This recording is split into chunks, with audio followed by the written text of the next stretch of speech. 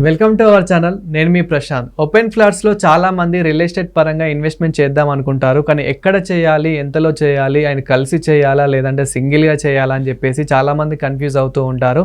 So దీని గురించి అయితే మాట్లాడేందుకు ప్రస్తుతం మనతో పాటు real estate expert Smita Krishnamurthy గారు ఉన్నారు. నమస్తే అండి. నమస్తే మ్యామ్, చాలామంది ఈ ఓపెన్ ఫ్లాట్స్ కొనే ముందు అంటే అసలు ఎలాంటి జాగ్రత్తలు తీసుకోవాలా అండ్ ఎక్కడ ఇప్పుడున్న మార్కెట్లో ఎక్కడ తీసుకుంటే బాగుంటుంది, అసలు ఓపెన్ ఫ్లాట్స్లో మార్కెట్ ఏ విధంగా ఉంది, రాబోయే రోజుల్లో ఏ విధంగా ఉండబోతుంది, అసలు ఓపెన్ ఫ్లాట్స్ అనేటివి సిటీలో ఉన్నాయా లేదంటే ఇంకా అవుట్స్కట్స్లోనే ఉన్నాయా?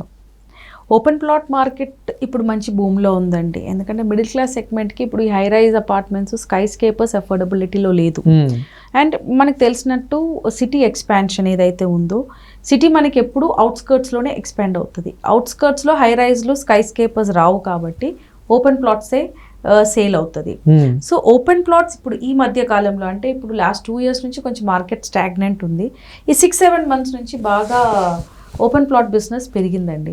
ఎందుకంటే ఇంతవరకు జనాలు ఏం చేశారంటే వెయిట్ అండ్ వాచ్ ప్రైసులు తగ్గుతుందేమో, ధరలు తగ్గుతుందేమోనని వెయిట్ అండ్ వాచ్లో ఉండే. కానీ లిక్విడ్ అమౌంట్ ఏదైతే మన చేతిలో ఉంటుందో ఎక్కువ రోజులు మనం దాన్ని హోల్డ్ చేసి పెట్టలేం. ఎక్కడో ఒక చోట అయితే మనం ఇన్వెస్ట్ చేయాల్సిందే. ఎక్కువ బంగారం కొనలేము, మిగతా వాటిలలో ఇన్వెస్ట్ చేయలేము, ఎందుకంటే అవి అప్రిషియేట్ అవ్వదు. మనకి అప్రిషియేట్ అయ్యే అసెట్ ఏదంటే రియల్ ఎస్టేటే. సో రియల్ ఎస్టేట్లో ఎలాగైనా ఇన్వెస్ట్ చేయాల్సిందే డబ్బులు ఉంటే. ఇప్పుడు నా దగ్గర ₹1,00,00,000 ఉంది అంటే the best investment is real estate. So ఇంతవరకు పట్టుకొని హోల్డ్ చేసుకొని కూర్చునే వాళ్ళందరూ ఇప్పుడు దే స్టార్టెడ్ టేకింగ్ డిసిషన్స్ అనమాట.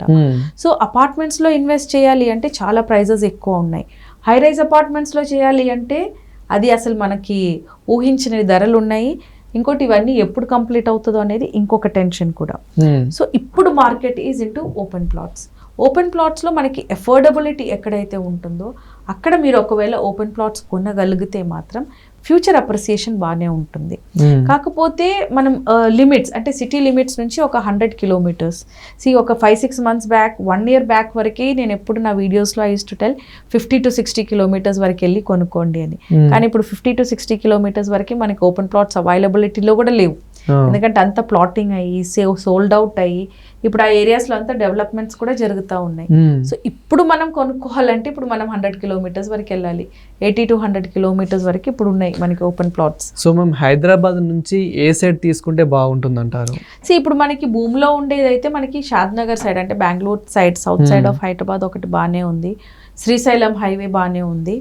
మనకి మహేశ్వరం ఆ సైడ్ బాగానే ఉంది. కందుకూరు మహేశ్వరం ఆ సైడ్ బాగానే ఉంది.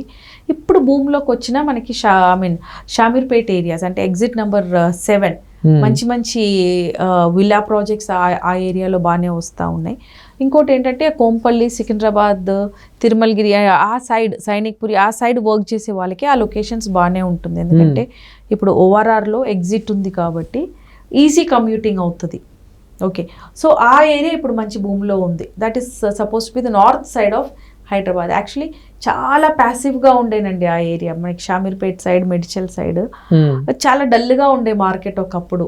కానీ ఇప్పుడు ఏమైందంటే జియోనీ వ్యాలీ అంటే అక్కడ ఒక పెద్ద ఫార్మాసిటీ లాంటిది ఒక మంచి జియోనీ వ్యాలీ అనేది ఎప్పుడైతే ఎస్టాబ్లిష్ అయిందో అప్పటి నుంచి అక్కడ రెసిడెన్షియల్ ఏరియాస్ మొత్తం మనకి షామీర్పేట్ చుట్టుపక్కల ఉన్నాయి, అంటే north side of Hyderabad. So చెప్పాలి అనుకుంటే మంచి భూమి ఉన్న లొకేషన్స్ వచ్చి మనకి నార్త్ సైడ్ ఆఫ్ హైదరాబాద్ ఒకటి, సౌత్ సైడ్ ఆఫ్ హైదరాబాద్ ఒకటి, Srisailam will come under south east side of Hyderabad. And ఇప్పుడు 2 days బ్యాక్ మీరు చూసుకుంటే మనకి శ్రీశైలం హైవేలో ఇప్పుడు మలబార్ గోల్డ్ అండ్ డైమండ్స్ వాళ్ళది మ్యానుఫ్యాక్చరింగ్ యూనిట్ స్టార్ట్ చేశారు. ఆ ఏరియాస్లో ఏంటంటే మనకి TSIIC ల్యాండ్స్ చాలా ఉన్నాయి. అక్కడ డెవలప్మెంట్స్ కూడా బాగానే జరుగుతున్నాయి. అంటే మనకి అక్కడ ఆల్రెడీ హార్డ్వేర్ పార్క్ అలాంటివి వచ్చున్నాయి కాబట్టి ఆ ఏరియాస్లో ప్లాటింగ్ బిజినెస్ బాగానే ఉంటుంది. ఇప్పుడు ప్రైజెస్ కూడా ఒకప్పుడు 18,000, 20,000 ఉండేటివి ఇప్పుడు 30,000, 40,000కి కూడా వెళ్ళిపోయినాయి. ఇప్పుడు మహేశ్వరం చుట్టుపక్కల చూసుకుంటే మీరు 60,000 to 70,000 గజం కూడా ఉంది. సో మనం కరెక్ట్గా క్యాలిక్యులేట్ చేసి అంటే డిస్టెన్స్ క్యాలిక్యులేట్ చేసి ఓపెన్ ప్లాట్స్ కొనుక్కుంటే మాత్రం చాలా బాగుంటుంది. మనం రాబోయే రోజుల్లో రియల్ ఎస్టేట్ పడిపోబోతుందా లేదంటే ఇంకా గ్రోత్ కాబోతుందా? హైదరాబాద్ రియల్ ఎస్టేట్ ఎప్పటికీ పడదు. ఓకే, ఇన్ని రోజులు మనకి స్టాగ్నెన్సీ ఉండింది, కానీ ఇప్పుడు కూడా మీరు నోటీస్ చేసుకుంటే ప్రైజెస్ ఎక్కడా తగ్గట్లేదు. అవును, ఓకే, అది బిల్డర్ బ్యాంక్రప్ట్ అయినా కూడా స్కామ్స్ జరుగుతున్నాయి మా రియల్ ఎస్టేట్ మార్కెట్లో తప్ప ప్రైసెస్ క్లాష్ అవ్వట్లేదు. సో గోయింగ్ ఫర్దర్ కూడా మనకి హైదరాబాద్లో రియల్ ఎస్టేట్ అనేది పడదు. ఇట్ ఈస్ నాట్ పాసిబుల్ అండి. Hyderabad is on auto pilot mode now. అసలు హైదరాబాద్లో ఇంకా రియల్ ఎస్టేట్ పడదు అనేది ఇట్ ఈస్ గ్యారంటీడ్. హైదరాబాద్ ఎలా ఉంది అంటే మీకు నచ్చకపోతే మీరు హైదరాబాద్ వదిలేసి వెళ్ళాల్సిందే, వేరే వాళ్ళు రెడీగా ఉన్నారు రావడానికి. సో నచ్చిన వాళ్ళు వచ్చి ఇన్వెస్ట్ చేస్తారు తప్ప నాకు అఫోర్డబిలిటీలో లేదు నేను కొనుక్కోను అని మార్కెట్ పడిపోతుంది అనుకుంటే అది చాలా రాంగ్ ఇంప్రెషన్. ఇప్పుడు మీరు చూసుకుంటే నియోపోలిస్ కోకాపేట్లో అంతా 2 CR 3 CR 4 CR తక్కువ మీకు ఫ్లాట్స్ దొరకవు, కానీ అవి కూడా సేల్ అయితే అవుతున్నాయి కదా, అంటే మార్కెట్ ఇంకా ఉన్నట్టే కదా. కొత్త ప్రాజెక్ట్స్ కొత్త బిల్డర్స్ ఇంకా హైదరాబాద్కి వస్తూనే ఉన్నారు కదా, అంటే ఇంకా మార్కెట్ ఉన్నట్టే కదా. So we cannot say that Hyderabad market is dead అనేది. హైదరాబాద్ మార్కెట్ ఇంకా అసలు డెడ్ అవ్వదండి. బికాస్ హైదరాబాద్ ఈజ్ గ్లోబల్ మార్కెట్లో ఇప్పుడు రికగ్నిషన్ దొరికింది కాబట్టి Hyderabad is one of the safest place to live. So అది ఎంత ప్రైస్ అయినా కూడా జనాలు వచ్చి హైదరాబాద్లో ఇన్వెస్ట్ అయితే చేస్తారు. సో మేము ఓపెన్ ప్లాట్స్లో ఇన్వెస్ట్మెంట్ చేసే ముందు ఎలాంటి జాగ్రత్తలు తీసుకోవాలి? అండ్ సింగిల్గా తీసుకుంటే బాగుంటుందా లేదంటే 2-3 కలిసి తీసుకుంటే బాగుంటుందా? ఒక 30-40 years బ్యాక్ మీరు వెళ్ళి చూస్తే మీకు హై రైజ్ అపార్ట్మెంట్స్లు ఈ అపార్ట్మెంట్స్లు కమర్షియల్స్ ఏమీ కనపడేటివి కాదు. ఓకే, ఇండిపెండెంట్ హౌసెస్, ఒక ఇంటి తర్వాత ఇంకో కిలోమీటర్ తర్వాత ఇంకో ఇల్లు వచ్చేది. Okay, every decade the capacity of peoples earning, వాళ్ళ లైఫ్ స్టైల్స్, వాళ్ళ ఎడ్యుకేషన్ సిస్టమ్స్, వాళ్ళ ట్రాన్స్పోర్టేషన్స్ అన్నీ మారుతుంది అనమాట. ముందు సైకిల్లో తిరిగే వాళ్ళు, తర్వాత బైక్లు వచ్చినాయి, తర్వాత కార్లు వచ్చినాయి, ఇప్పుడు కార్లో కూడా నెంబర్ ఆఫ్ వేరియంట్స్ వచ్చినాయి. Similarly is with houses also. ఒకప్పుడు నేను కుకట్పల్లిలో ఉండి I use to go to school in ఎర్రగడ్డ, అంటే ఆల్మోస్ట్ లైక్ 7-8 kilometers 10 kilometers వరకు డిస్టెన్స్ ఉండేది. కానీ ఇప్పుడు నేను కుకట్పల్లిలో ఉన్నానంటే నా ఇంటి చుట్టూ ఒక 10-20 స్కూల్స్ ఉంటాయి. ఓకే, అంటే లైఫ్ స్టైలు పాపులేషన్ పెరిగే కొద్దీ టౌన్షిప్లు ఇంటిగ్రేటెడ్ సొసైటీసు రావటం మొదలైంది. So going further open plot సింగిల్గా కొనుక్కోవాలా కలిసి కొనుక్కోవాలా అంటే కలిసి కొనుక్కుంటే బెనిఫిట్ ఎక్కువ ఉంటుంది. ఎందుకంటే ఆ ల్యాండ్ని మీరు వాడుకోవచ్చు. ఇప్పుడు మీరు ఒక 200 square yards ల్యాండ్ ఎక్కడో కొన్నారు. ఓకే, మీ పక్కన వాళ్ళు ఎవరో తెలియదు, వెనకాల ఎవరో తెలియదు. అదే మీరు గ్రూప్స్గా అంటే మీ ఫ్రెండ్స్ ఫ్యామిలీస్ ఒక 10 మంది కలిసి తీసుకున్నారనుకోండి, ఆ 200 into 10 అవుతుంది, అంటే 2000 గజం అవుతుంది.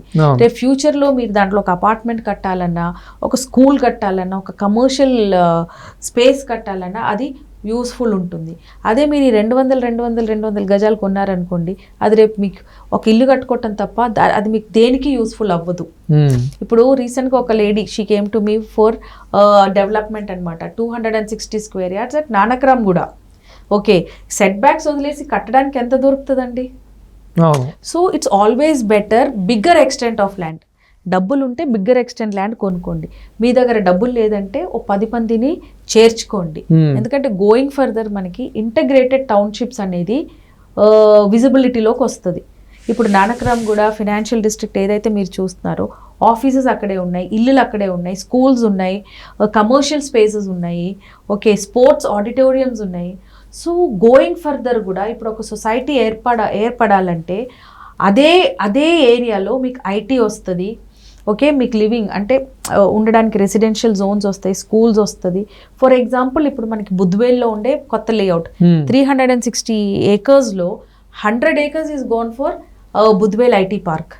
ఇంకో 100 acres గవర్నమెంట్ ఆప్షన్ వేసింది ఫర్ రెసిడెన్షియల్ అండ్ కమర్షియల్స్కి. ఓకే, సో గోయింగ్ ఫర్దర్ మీకు ఆ బుద్వేల్ అనేది ఎప్పుడైతే రెడీ అవుతుందో that will become a integrated township. అంటే ఎక్కడైతే మీరు వర్క్ చేస్తున్నారో అక్కడే ఉంటారు, అక్కడే మీ పిల్లలు స్కూల్కి వెళ్తారు, అక్కడే మీకు హాస్పిటల్స్ అవైలబిలిటీ ఉంటుంది. ఎవ్రీథింగ్ A to Z అంటే ఎండ్ టు ఎండ్ యూజర్ మీకు మొత్తం అదే ఒక కమ్యూనిటీలో దొరుకుతుంది. సో ఫ్యూచర్ ఇంకా దీనికంటే కూడా హై అండ్ ఇంటగ్రేటెడ్ సొసైటీస్ వస్తుంది. అప్పుడులో మీ 200 గజాలు దేనికి పనికిరావు. Okay, so it's always better that ఒక గ్రూప్లో తీసుకోండి, ఇఫ్ పాసిబుల్ ఎకరాలలో కొనుక్కోండి, ఎందుకంటే రేపు ఫ్యూచర్ అంతా మీకు అదే ఉంది.